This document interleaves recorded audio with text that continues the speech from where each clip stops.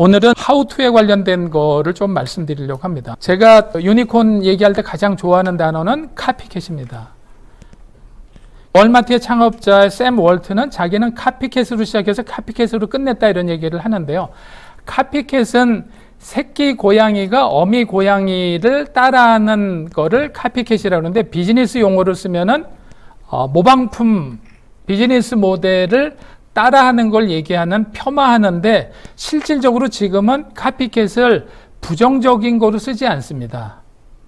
자, 카피캣은 비즈니스 모델 두 개 중에서 어떤 걸 일컫는 거냐면, 제로 투 원 비즈니스 모델이 아니라 원 투 100 모델을 카피캣이라고 얘기를 하고요. 스티브 잡스는 일찍이 2011년도에 스마트폰을 내놓고 얘네들이 다 따라한다. 그래서 2011년도에 얘네들 다 따라했다. 그래서 카피캣의 원년이다. 뭐 이런 식으로도 발표를 하면서 카피캣 용어를 썼고요. 여기 삼성도 들어가 있죠. 쟤네들도 카피캣 해놓은 애들이다. 카피캣의 원조 중에서 이름이 많이 알려져 있는 샤오미의 레이준 회장은요, 이 신제품 발표회 때 옷을 일단 똑같이 입습니다.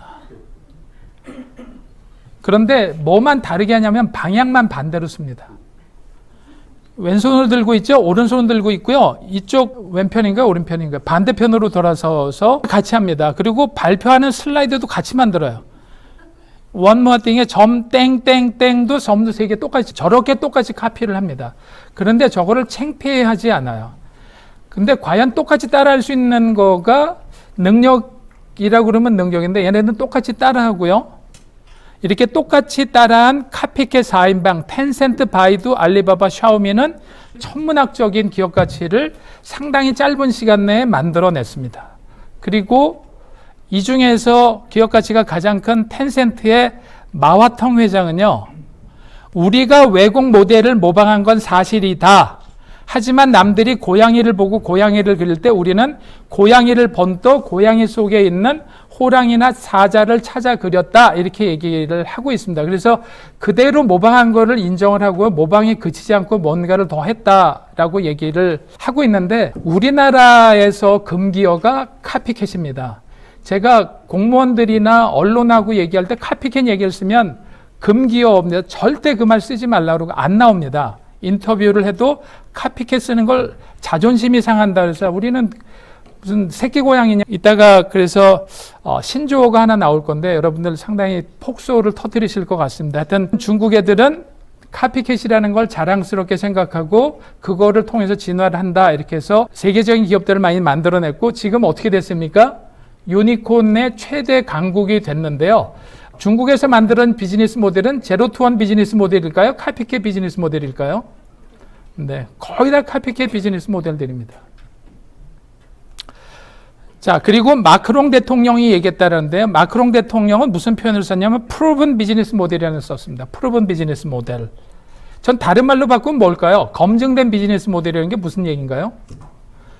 카피캣이죠. 투자자들이 볼 때 많이 본 거.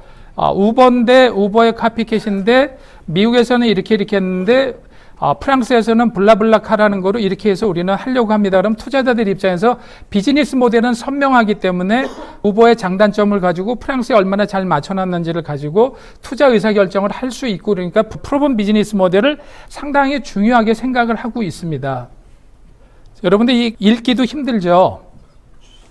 카우치 서핑이라는 회사입니다. 들어보신 분 계신가요? 지금도 있습니다. 샌프란시스코에 있는 회사인데요. 이 회사가 제로 투 원의 원조 비즈니스 모델입니다. 누구예요? 에어비앤비의 원조 모델입니다. 그런데 시간이 지나고 나서 카우치 서핑을 카피를 했던 에어비앤비가 커지니까 얘네들이 제로 투 원 비즈니스 모델인 것 같이 포장이 되어 있고 카우치 서핑은 잊혀졌습니다. 사실은 에어비앤비도 브라이언 체스키나 조 게비아 이런 친구들이 카우치 서핑의 비즈니스 모델을 카피했다라고 초창기에는 했는데, 최근에 돈을 다 벌고 커진다면 뭐라고 얘기를 하나요? 샌프란시스코에 포럼 같은 거나 행사가 많을 때 자기 친구가 왔는데 호텔 잡기가 어려워서 자기 방에서 에어매트를 깔아서 이렇게 해주면서 에어베드 깔아주고 자기가 먹던 빵 조각이 나눠줬다. 그래서 에어베드 앤드 브렉퍼스트에서 에어비앤비다. 이거는 사실은 다 그냥 만들어낸 스토리텔링으로 회사를 포장하기 위해서 그랬던 거고, 제가 찾아보니까 카우치 서핑을 카피했다 이런 게 있습니다. 그래서 카피캣은 어떻게 진화가 되냐면요. 에어비앤비가 있다 그러면은 사람만 에어비앤비 하냐? 우리 강아지도 에어비앤비 시켜주세요. 그래서 강아지 에어비앤비로 카피캣이 진화하고요. 고양이로도 진화할 수 있고, 그래서 카피캣이라는 것 자체는 무조건 똑같이 따라하는 게 아니라 그걸 근간으로 비즈니스를 확장시켜 나가는 이런 것들을 카피캣이라고 그러고요. 택시 매직이라는 회사가 샌프란시스코에 있습니다. 제로 투 원 비즈니스 모델의 원조입니다. 누구의 원조일까요? 네, 우버의 원조 모델입니다. 우버도 카피캣입니다.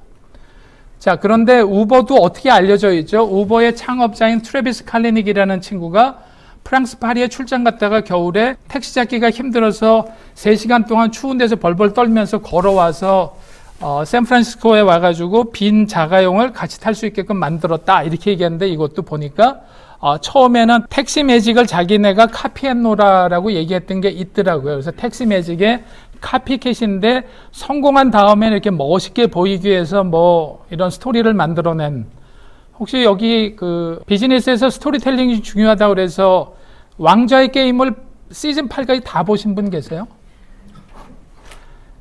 시즌 8이 작년에 끝났죠. 거기에 최종 통합 왕국의 왕이 누가 되나요? 스토리를 가지고 있는 사람을 왕으로 추대한다고 그래서 스토리를 가진 사람이 세계를 지배한다 이런데, 이들 기업들이 성공한 다음에 꼭 보면 이렇게 스토리를 만들어내더라고요. 있어 보이게끔. 그래서 저도 깜짝 놀랐어요. 카피캣이라는 걸 알고요. 그래서 택시 매직이라는 회사가 샌프란시스코에 있었는데 이걸 옆에서 베낀 게 우버고요. 바로 한 블럭 떨어진 데서 베낀 데가 리프트입니다.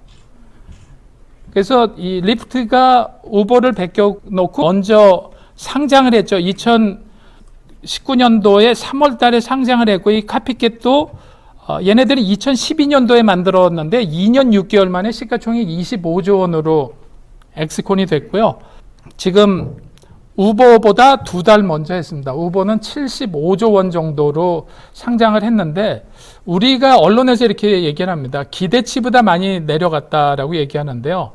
100조가 넘을 줄 알았는데 7, 80조밖에 안 됐다. 사실은 몇 년 만에요? 딱 10년 만에 기업 가치를 75조로 상장한 거를 실패라고 과연 할 수 있는지 모르겠는데, 이러기 때문에 유니콘이 문제다라는 얘기를 제기를 많이 하고 있는데, 한 우버도 좀 지켜봐야 될 것 같고요. 밸류에이션을 예상치보다 많이 내려갔다 이렇게 보이고요. 우버의 비즈니스 모델을 카피한 데들, 이게 어디에 마크죠? 이게 우버고요. 우버의 중국 카피캣인 디디 추싱의 회사 로고입니다. 지금요, 전 세계 지도를 놓고 이렇게 보면, 자, 우버가 미국에서 비즈니스를 시작을 했는데요. 우버가 비즈니스를 시작을 하고, 미국은 지금 그 카쉐어링이 어떻게 되어 있냐면 2위가 어디라고 그랬죠? 미국에서 2위가 리프트라는 회사가 2위인데, 리프트가 시장을 계속 많이 잠식을 해가고 있는 상태인데, 중국은 디디 추싱이라는 데가 우버의 카피캣으로 생겨났는데 2014년도에 만들었습니다. 물론 12년도에 만들어진 걸 합병을 해서 했지만 2014년도에 만들어진 회사가 중국의 시장 점유율 90% 이상을 가지고 있고요. 여기에 그 우버하고 디디 추싱이 투자한 기업이라고 되어 있는데, 사실은 중국의 디디 추싱이 인도의 올라를 다 먹었고요. 아세안 국가에 있는 그랩이라는 거, 고잭 이런 데다가 소프트뱅크랑 같이 투자하면서 이쪽에 절대적인 영향력을 가지고 있고, 브라질에서 규모가 가장 큰 99라는 차량 공유 어플을 얘네들이 M&A 하면서 중국과 이들 지역, 브라질을 디디 추싱이 먹은 거고요. 우버가 러시아는 석권을 하고 있지만 나머지 국가들은 우버하고 디디 추싱이 양분해서 가지고 있는데, 인구수로 따지면은 3.5 대 1.5 정도 됩니다. 자, 그러면 어떻게 시작이 된 거예요? 오리지널 비즈니스 모델은 그냥 규모가 작게 찌그러져 있고요. 그거의 카피캣인 우버가 전 세계에 확산을 시키는데, 그거의 카피캣인 중국의 디디 추싱이 이걸 받아서 실질적으로는 훨씬 더 규모가 크게 키워놓은 이런 게 됐습니다. 그래서 유니콘 비즈니스 모델이 중요한 거는 나비 효과 같은, 처음에는 아주 작은 차를 합승할 수 있게끔 남의 차를 불려 탈 수 있는 것 같이 이렇게 해놨는데, 전 세계는 이렇게 엄청나게 빠른 게 바뀌어 있습니다. 우리나라는 뭐 표기가 된 것도 없죠. 일본도 우버가 최근에 석권을 하기 시작했고요. 그래서 이렇게 해서 카피캣이라는 게 얼마나 중요한지, 저게 전 세계를 뒤덮는 데까지 걸리는 시간 별로 안 된다라는 거 말씀드리고요. 우버의 카피캣의 일종으로 식품을 배달하는 그 우버 드라이버 같은 식으로 장을 대신 봐줘서 집으로 배달해주는, 식품업계의 우버라고 부르는 인스타카트가 있는데 미국에서 가장 핫한 기업 중에 하나입니다. 우버의 카피캣으로 보는데요. 식품이지만 여기는 스마트폰으로 장을 봐달라고 주문을 하는 겁니다. 우유 3개하고 우유 3통하고 계란 한 판하고 뭐뭐뭐뭐 사달라 그러면은 이 친구가 장을 대신 봐서, 이 친구는 우버 기사랑 마찬가지라서 자기가 콜을 받아가지고 장 봐달라는 콜을 받아서 이 장을 봐서 집으로 갖다 줍니다. 그런데 그냥 장을 보는 게 아니고요. 가장 좋은 제품을 가장 싼 데 가서 장을 보고 집으로 갖다 정해놓은 장소까지 갖다 주고, 얼마를 받을까요? 수수료를 5불 받습니다. 5불. 그래서 지금 미국에서 센세이션을 일으키고 있는데, 자, 얘네들도 지금 적자 상태로 되어 있는데 기업 가치가 무지무지하게 높은데, 얘네들을 잡기 위해서 실질적으로 배달하는 플랫폼을 라스트 마일까지 다 장악하고 있는 거기 때문에 몸값이 상당히 올라가 있다는 거 말씀드리고요. 이것도 무엇의 일종이라고 볼 수 있다고 말씀드렸나요? 카피캣의 일종입니다. 저것도 우버의 비즈니스 모델을 가지고 카피를 했노라고 얘기를 하고 있고요. 그룹폰이 뭐죠? 전 세계에서 가장 먼저 만들어진 소셜 커머스입니다. 얘네들의 카피캣이 누군가요? 쿠팡, 위메프, 티켓몬스터가 다 그룹폰의 카피캣입니다. 근데 카피캣이라고 그러면은 너무 싫어해서 카피캣이라는 말 안 씁니다. 다 우리나라 말로는 카피캣을 딴 말로 뭐라고 그러는지 아세요? 혁신기업이라고 부릅니다. 혁신기업. 카피를 해서 갖고 들어왔는데 오리지널을 밝히지 않고 혁신이라고 그래요. 지금 얘기하는 이런 것들 다 혁신기업이라고 보고 있잖아요. 자, 이 배달 어플이요. 지금 배달의 민족이 있었는데 전 세계에서 최초로 배달 어플을 만든 데가 테이크어웨이닷컴입니다. 쟤네들이 제로 투 원 비즈니스 모델이고요. 얘네들을 카피해서 저스티스를 만들어내고 여기저기 만들어낸 겁니다. 얘네들이 얘네들을 카피했는데 얘가 최근에 얘네들을 M&A를 했고요. 금년도 1월 10일 날. 그리고 이 테이크어웨이닷컴을 미국이다 중국 같은데 유럽에서 카피들을 많이 해내고, 우리의 배달의 민족을 인수했던 딜리버리 히어로라는 것도 이거의 카피캣입니다. 얘네들은 2011년도에 만들어졌습니다. 꽤 늦게, 테이크어웨이닷컴보다 훨씬 늦게 만들어져서, 재밌는 거는 배달의 민족을 인수 발표할 때 얘네들 주가가 31.88 유로였었는데 꾸준히 얘네들을 인수할 거다라는 낌새가 있으면서 주가가 올라가서 61.74까지 뛰었고요. 제가 어저께 종가를 보니까 68.40 유로입니다. 그러면 작년에서 이거를 인수하면서 기업 가치가 2배 이상 올랐죠. 그러니까 얘네들은 배달의 민족을 인수하면서 그냥 거저 얻은 데다가 얘네들이 기업 가치가 7조, 8조 원 정도 됐었는데 이제 15조, 16조 정도 됩니다. 그냥 거저 먹고도 기업 가치가 상당히 높아져 있는데, 딜리버리 히어로는 전 세계에서 배달 어플을 M&A를 전문으로 하는 겁니다. 자기네들이 오퍼레이션은 안 하고요. 20개 정도를 M&A에서 사들인 전문 업체인데 얘네들도 카피캣이다라고 말씀드릴 수가 있고요. 이런 미국의 도어대시라는 회사가 지금 미국에서는 가장 큰 어플인데 얘네들도 아까 테이크어웨이닷컴의 카피캣이고요. 그래서 이게 세계 음식 배달 서비스 전체에 누가 석권을 하고 있는지를 보여주는 겁니다. 유럽은 테이크어웨이닷컴이 거의 압도적인 1등을 하고 있고요. 저스트잇이 두 번째인데 얘네들을 사들였고, 우버가 최근에 들어가서 싸움을 하고 있고, 푸드팬다는 딜리버리 히어로가 가지고 있는데 힘을 별로 못 쓰고 있고요. 미국에서는 도어대시가 압도적으로 1등인데 우버이츠가 최근에 많이 뜨고 있는 상태. 전 세계 그림은 이렇게 만들어져 있다, 이렇게 볼 수가 있습니다. 그래서 세계 보시면 아까 말씀드린 대로 제로 투 원 비즈니스 모델은 네덜란드에서 만들어졌던 테이크어웨이닷컴이고 쭉 카피캣들이 나오는 거고, 배달의 민족도 그중에 카피캣의 일종이다, 이렇게 보시면 되고요. 이런 음식 배달 서비스 중에서 기업 가치가 가장 높은 데는 중국의 카피캣인 메이투앤 디엠핑이라는 데인데 거기는 90조 원 정도 됩니다. 압도적으로 높습니다. 시장 규모가 크기 때문에. 그리고 여기 교수님들도 많이 와 계신데 무크라는 거 있죠. 무크도 지금 유데미라는 데가 가장 먼저 만들어지고 유다시티, 코세라 이런 데가 만들어졌는데 교육용 플랫폼을 추구하는 데인데 다 유니콘들입니다. 얘네들이 2000년도에 만들어지고 2010년, 11년, 12년 다 유니콘들이에요. 교육 사이트들도 만들어서 유니콘이 되는데 이거는 터키에 있는 친구가 샌프란시스코로 와서 만들어진 거고 유다시티하고 코세라는 다 스탠포드 대학 교수 둘이서 교육 플랫폼을 만들어서 제공을 한다 이렇게 해서 그래서 이런 것들도 다 카피캣들로 이루어져 있다고 말씀드릴 수가 있고요. 이베이가 오리지널 비즈니스 모델을 갖고 있었는데 우리나라의 옥션이 이베이의 카피캣으로 있다가 옥션은 어떻게 됐죠? 네, 이베이에 팔렸습니다. 얼마 만에요? 3년 만에요. 비즈니스 모델을 베끼고 3년 만에 팔았습니다. 지금 기업 가치로 따지면은 지금 현재 밸류로 따지면 1조 원이 넘습니다. 팔린 가격을 따지면은요. 그리고 G마켓도 만들었다가 이베이에다 다 팔아서 얘네들도 옥션도 카피캣이다 이렇게 말씀드릴 수가 있고요. 이 헬로프레쉬라는 회사가 있는데 식자재를 집으로 배달해 주는 겁니다. 유명 셰프가 만든 레시피를 박스에 넣고 식자재를 만들어서 하는 거 3년 6개월 만에 독일 시장에 상장했는데 이것도 카피캣인데요. 얘를 카피해서 박스 색깔만 다르게 해서 미국의 블루 에이프론이라고 만들어서 카피캣으로 얘도 유니콘이 됐고 얘도 유니콘입니다.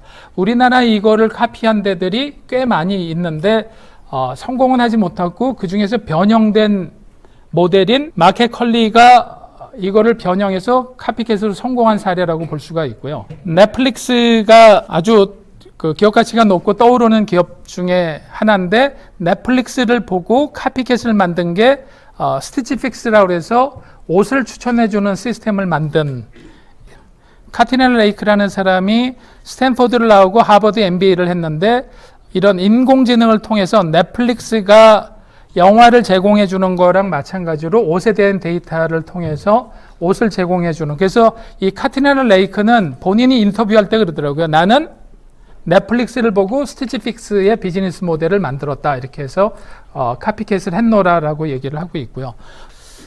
요새 난리죠. 임파서블 버거 난리입니다. 이게 왜 난리가 나기 시작했냐면 작년도에 라스베가스에 있었던 CEC쇼에서 베스트 오브 베스트로 전자제품이나 IT 쇼인데 얘가 1등을 했어요.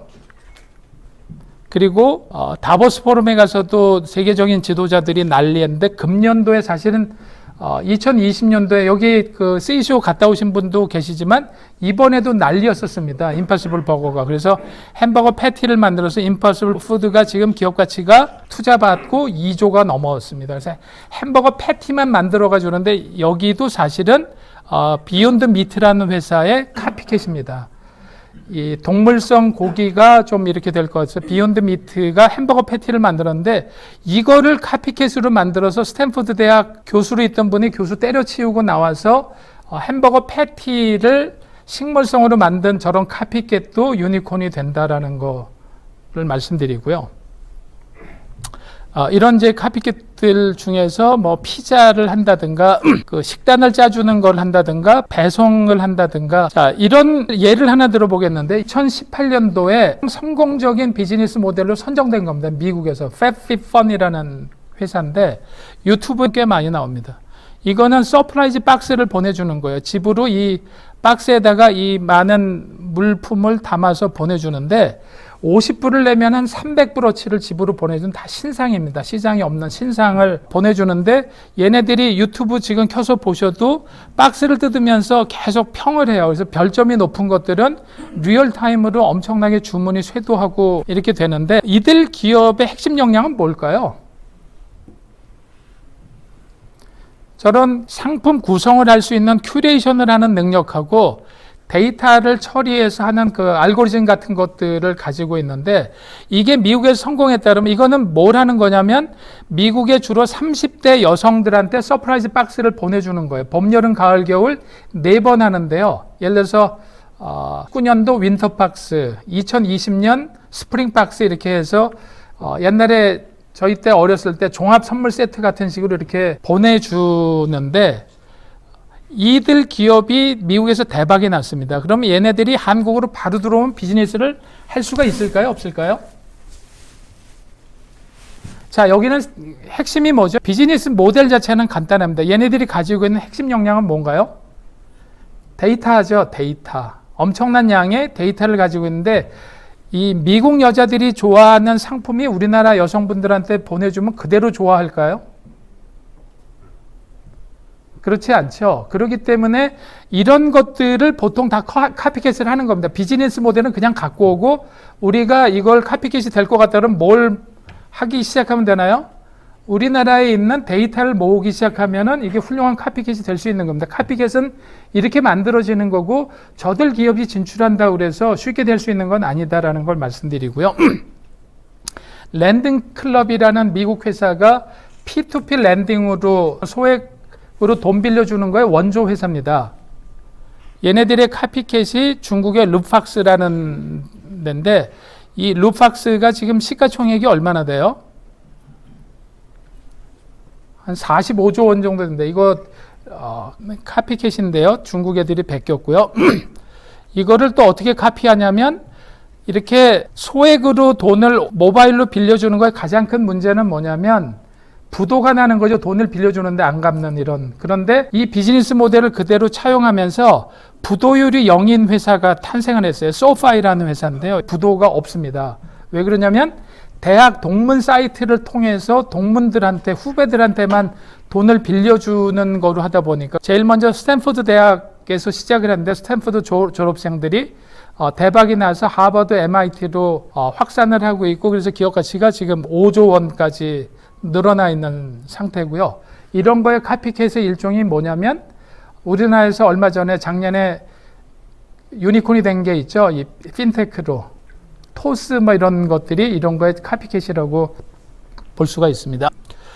즈입카라고 미국에서 오래 사셨던 분은 다 아는 건데요. 차량 공유하는 회사죠. 이거가 1999년도에 보스턴에서 만들어졌습니다. 여성 두 분이 만들어졌는데 이거의 카피캣이 그린카, 소카 이렇게 지금 타다를 운영하고 있는 회사가 20년 전에 만들어졌던 거에 카피캣입니다.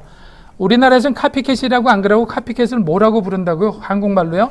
혁신기업이라고 부릅니다. 혁신기업. 그래서 저는 하루빨리 유니콘의 비즈니스 모델이나 이런 좋은 비즈니스 모델들을 빨리 알려줘서 이거를 한국형으로 한다든지 이런 게 의미가 있지 않을까 하는 생각이 들었고요. 딜리버리 해줘서 3년 만에 10억 달러의 기업 가치를 만들어낸 달러 쉐이브 클럽이 있는데 우리나라에 이거가 카피캣이 여러 군데가 생겨서 투자를 많이 받았고요. 그래서 이런 회사를 눈여겨봐야 된다고 말씀드렸는데요.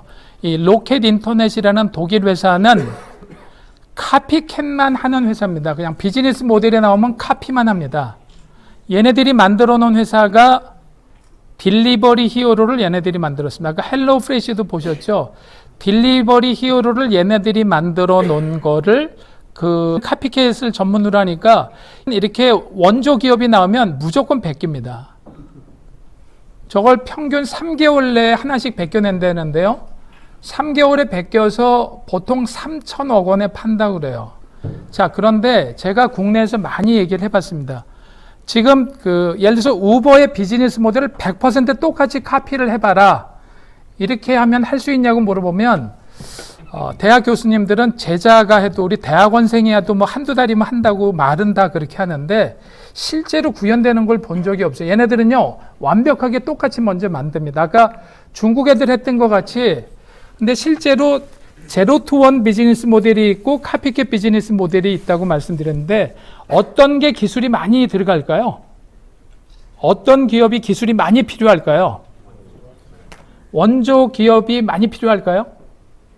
자, 아까 우버나 에어비앤비 같은 거 잠자리가 없는 사람을 위해서 깔아주고 빵 쪼가리 남은 거 줬다. 여기 기술이 필요합니까? 전화로 하는 건데 그들 기업이 5년, 10년에 걸쳐서 비즈니스 모델이 탄탄해지면 이거를 카피캣으로 하는 데는 뭘 가지고 해야 되죠? 자기도 친구한테 에어매트 깔아줄 테니까 와라 이렇게 하는 거 아니잖아요.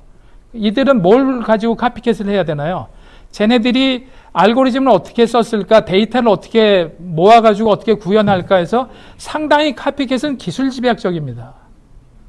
그런데 우리나라에서 자꾸 원천 기술을 얘기하는데 원천 창 가지고 창조적인 비즈니스 모델을 만들어야 된다는데 그건 기술 가지고 있는 사람이 하는 게 아니고요.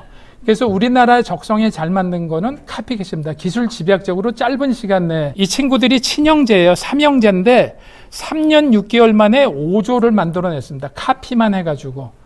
얘네들은 만들어낸 게 카피캣이 무지무지하게 많은데요. 얘네들 사이트에 들어가면 우리가 지금 뭐 베끼고 있다는 걸 계속 공개하고 있어요. 그러니까 여러분들 들어가셔서 그것만 따라 베껴도 좀 가능성이 있다라고 보는데 얘네들은 이런 거를 보는 눈이 있는 거죠. 그리고 저 비즈니스 모델을 보고 완벽하게 베껴낼 수 있는 능력이 있는 거다라는 걸 말씀드리고요. 그래서 유니콘 비즈니스 모델들을 보면 대부분 이런 형태를 띠고 있습니다. 가장 많은 게 한 7-80% 큐레이션이 어덥션 되어 있는 서브스크립션 커머스를 띠고 있다 이렇게 보시면 되는데요. 큰 틀에서는 그 데이터를 근간으로 해서 커스터마이제이션을 시켜서 집으로 배송해 주는 이런 것들이 성장률도 엄청나게 크고요. 그래서 그 세계적으로 이렇게 서브스크립션 하는 이런 품목들이 많이 늘어나고 있다. 뭐 양말 같은 것들도 유니콘이 되고 여성 속옷 가지고도 유니콘이 되기도 하고 이런 그 구독 서비스들이 많이 늘어나는데 이 성공한 비즈니스 모델의 가장 근간에는 인간을 생각하는 컨시어지가 들어가 있습니다. 기술이 들어가 있지 않고요.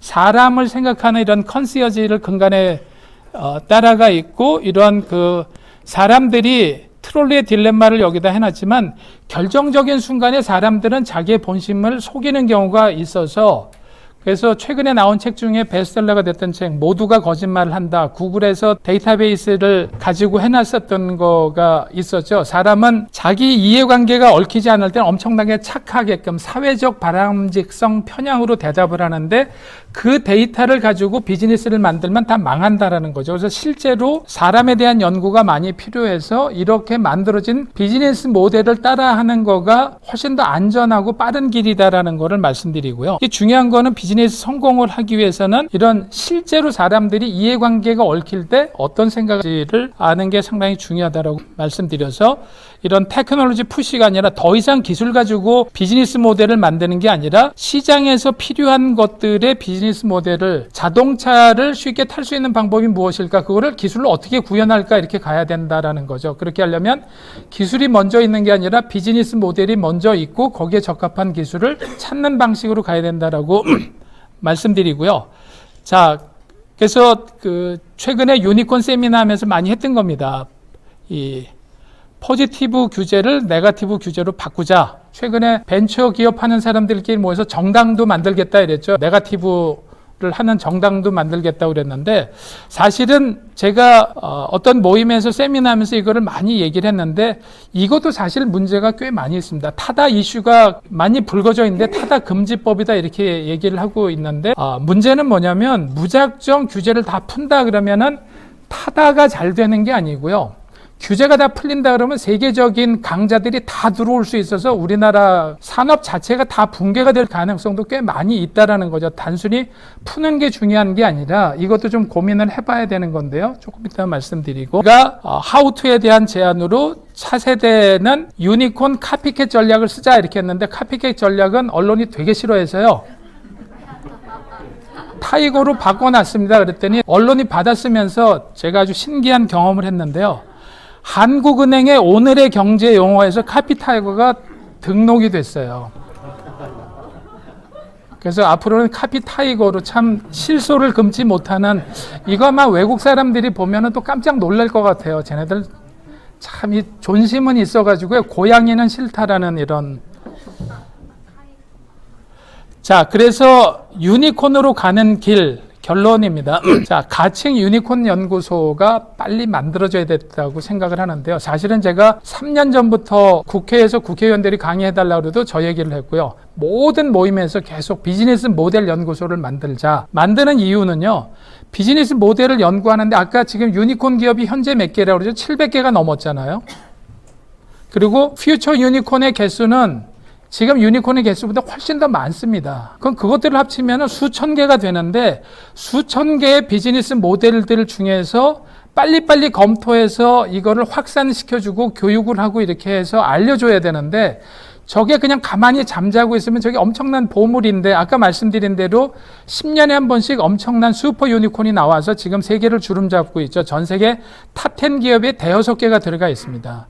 이들 기업에서 틀림없이 제2의 구글이나 아마존이나 페이스북 같은 게 나올 거기 때문에 유니콘에 대한 비즈니스 모델을 연구하는데 유니콘에 있다가 망하는 데는 어떻게 되는지 유니콘에서 엑시콘으로 간 것들에 대한 특징은 무엇이고 어떤 것들이 어떤 방식으로 가는지 이런 거에 대한 연구가 필요하고요. 아까 퓨처 유니콘에 대한 것에서 비즈니스 모델 교육과 확산이 필요하고요. 그 다음에 더 중요한 건 뭐냐면 지금 유니콘 중에서 카피캣인데 우리나라 법으로 허용되지 않는 우버와 같은 비즈니스 모델도 있지만 뭐 쿠팡 같은 것도 있고 법 테두리 내에서 허용되는 것들도 꽤 많이 있습니다. 그래서 제가 얘기하는 게 뭐냐면 비즈니스 모델을 가지고 규제에 걸리는 거는 일단 공론화 작업으로 돌려놓고 안 걸리는 것부터 빨리빨리 확산시켜가지고 이거를 좀 알리는 게 좋겠다라고 생각이 드는데 이걸 계속해서 규제를 다 풀어놓고 가자. 이게 하세월이고 언제 풀릴지도 모르니까 가칭으로 유니콘 연구소를 설립하자라는 거고요. 지금 나와 있는 비즈니스 모델 가지고 카피 타이거 전략을 좀 쓰자라고 해서 카피 타이거 전략을 쓸만한 아이템들을 빠른 시간 내에 선정을 해서 공개를 하자. 그리고 계속 얘기하고 있는 규제 철폐 개혁. 자, 저렇게 세 가지를 얘기를 하고 있는데 돌아가신 이민화 교수랑 제가 작년에 계속 그 유니콘을 만들기 위해서 세미나도 하고 책도 쓰고 연구를 했던 거는 뭐냐면 세 가지를 내놨습니다. 카피 타이거 전략이 첫 번째고요. 규제 철폐하고 우리나라가 엔터테인먼트 쪽으로 강하니까 엔터테인먼트 쪽은 미뤄져서 유니콘을 만들어보자. 어떤 특정 인더스트리를 썼는데 저는 특정 인더스트리를 정하는 것보다는 이런으로 방향 제시를 하고 싶고요. 유니콘 기업들 이런 것들을 다루기 위해서 기업 문화가 중요하다라는 거 말씀드리고 유니콘이 되기 위해서는 반드시 글로벌 드림팀이 만들어지고 유니콘이 만들어지는 최종 도장은 누가 찍어준다고 그랬나요? 유니콘이 되려면 최소한 2, 3천억 정도가 투자하는데 누가 투자해요? 해외 투자자들이 투자할 수밖에 없고 엑싯은 어디다가 된다고 그랬습니까? 해외에 되기 때문에 반드시 글로벌 드림팀으로 만들어져야 된다라고 생각이 되고요. 그래서 어저께 잠깐 말씀드렸지만 배달의 민족이 최종 엑시콘이 되면서 공개가 됐죠. 지분 구조가 어떻게 되던가요? 100% 중에서 파이낸셜 인베스터들이 투자 지분이 몇 %였었어요? 87%나 됐습니다. 무려. 그리고 경영자들이 6명이 7명이 합쳐서 13%밖에 안 됩니다. 그런데 그게 가장 바람직하게 성공한 모델입니다. 왜 그러냐면 기업 가치가 천문학적으로 커지려면 창업자의 지분이 작아질 수밖에 없죠. 창업자의 지분을 50%, 60% 가지면서 기업 가치를 몇 조를 만든다는 건 넌센스입니다.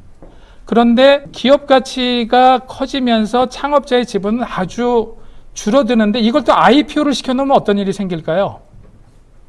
2%, 3%를 가지고 경영을 책임지고 하라는 얘기가 되기 때문에 불가능하다라는 거죠. 그래서 앞으로는 계속 M&A를 통한 엑싯이 많이 나올 수밖에 없는데 어저께도 강조했지만 이걸 뭐 게르만 민족이다 이렇게 폄하하고 이럴 게 아니라 엑싯이 돼도 해외에 있는 투자자들이 해외에 있는 스트래티지 인베스터들이 살 수밖에 없으니까 이 게임의 법칙을 좀 명확하게 이해를 하고 있어야 되는데 그냥 단편적인 이런 피상적인 것만 가지고 손가락질하면 안 되겠다 이런 거 말씀을 드렸고요. 그래서 구체적으로 부록으로 붙여놓은 거는 카피타이거 전략을 쓴다 그러면 유니콘 전체 비즈니스 모델을 가지고 쭉 검색을 해서 유니콘의 카피타이거 전략이 될 만한 아이템을 선정을 해서 이걸 구체적으로 시뮬레이션 해가지고 이걸 공개를 해주자라는 겁니다. 그래서 그 비즈니스 모델 그 창업 경진대회 같은 거 있는데 아무 아이디어나 갖고 오라고 그럴 게 아니고 이렇게 해서 엄선을 해서 이게 에이지 오브 러닝이라는 거가 비즈니스 모델이 괜찮으니까 이걸 통해서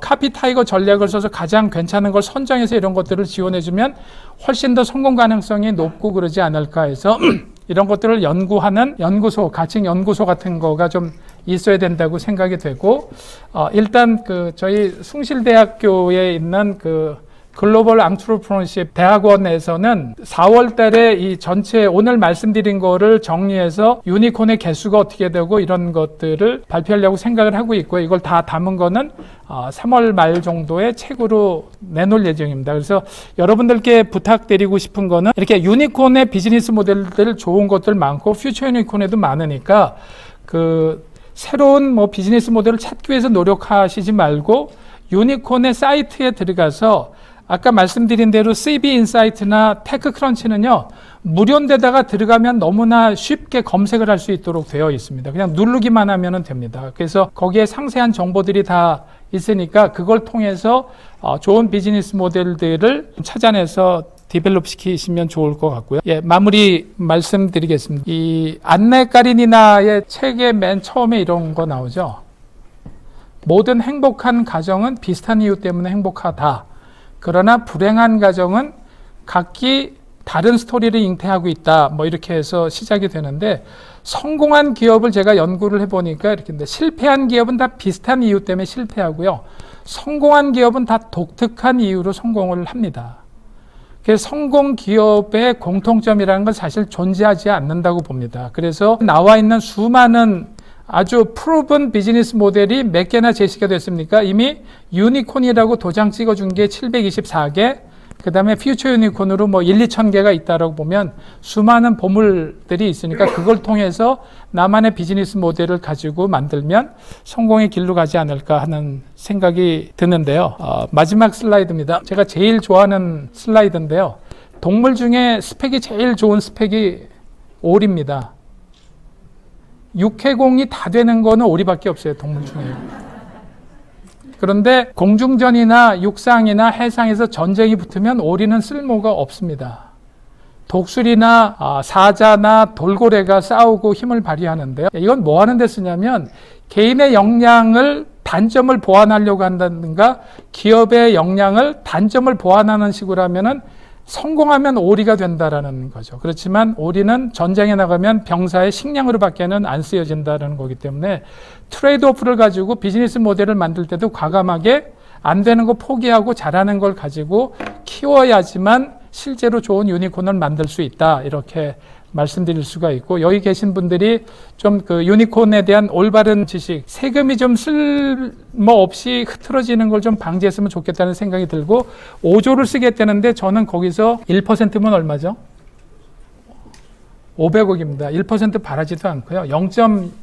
0.01%만 가지고 유니콘 연구소에서 유니콘 비즈니스 모델만 좀 확산시키는 데다가만 쓰라고 해줘도 참 좋겠다는 생각이 들고요. 이게 좀 시간도 좀 절약할 수가 있고 성공 가능성이 있는 것들을 훨씬 더 잘 만들어내지 않을까, 이런 취지에서 이번 세미나를 만들었고요. 오늘 어저께 말씀드린 것까지 다 담아서 책에 나오도록 노력을 할 거고요. 꼭 필요하신 분들은 저한테 연락 주시면 제가 자료 제공을 해드릴 테니까요. 그때까지만 참아 주시고 책에 나오시면 보시면 좋겠습니다. 감사합니다.